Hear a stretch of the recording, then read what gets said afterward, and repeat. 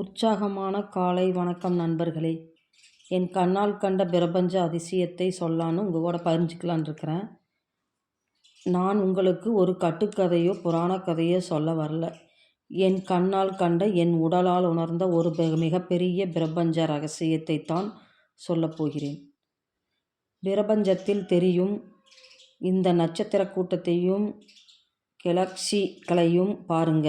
இது வெறும் அற்புதம் இல்லை, இது ஒரு மர்மம்.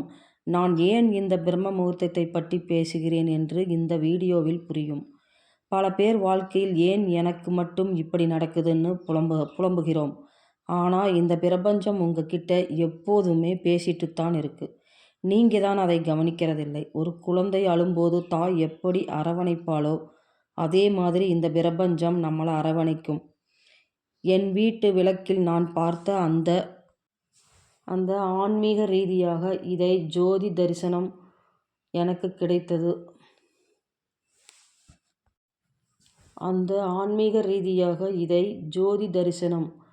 இது என் வீட்டு பூஜை அறையில் எடுத்ததுதான். தெய்வீக ஒளி சாதாரணமானது இல்லை. அது பிரபஞ்சம் எனக்கு கொடுத்த நேரடி பதில்.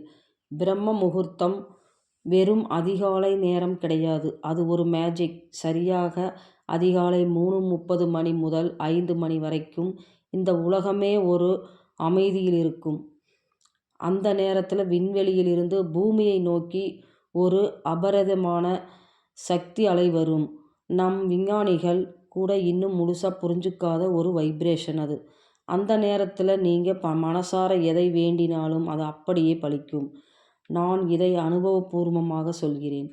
பிரம்ம முகூர்த்தத்தில் வர்ற கனவுகள் எல்லாமே சும்மா இல்லை. அது பிரபஞ்சம் உங்களுக்கு கொடுக்கிற ஒரு செய்தி. நீங்கள் ஒரு நல்ல விஷயத்தை நினைக்கும் போது அது வேண்டாம்னு எச்சரிக்கும். நம் வாழ்க்கையில் நடக்கப் போகிற பல விஷயங்களை இந்த அதிகாலை நேரத்தில் பிரபஞ்சம் நமக்கு உணர்த்தும். கவனமாக இருங்கன்னு உணர்த்தும். நண்பர்களே, நான் சொல்கிறது உங்களுக்கு புதுசாக இருக்கலாம், விசித்திரமாக கூட இருக்கலாம். ஆனால் ஒரு நாள் மட்டும் அதிகாலை 3:30 மணிக்கு எழுந்திருச்சு குளித்து சாமி படத்துக்கு முன்பு 2 தீபம் ஏற்றணும். பிறகு ஒரு தீபத்தை எடுத்துட்டு வெளியில் பிரபஞ்சத்தில் தேவாதி தேவர்களும் சித்தர்களும் சூட்சும ரூபத்தில் சுற்றி கொண்டு இருப்பார்கள். நாம் அந்த தீபத்தை பிரபஞ்சத்திற்கு காட்டி ஆராதனை பண்ணி பிரபஞ்சத்திற்கு நன்றி சொல்லணும்.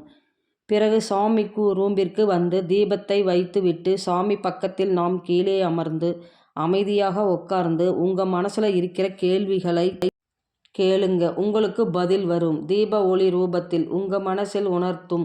பக்தியுடன் நாம் இதை செய்தால் நம் கண்களுக்கும் ஒளியிலும் தெரியும், நம் மனசிலும் அந்த உணர்வு காட்டும். இது எனக்கு நடந்த உண்மைங்க. இதை நான் உங்கள் கூட பகிர்ந்துக்கிறேன்.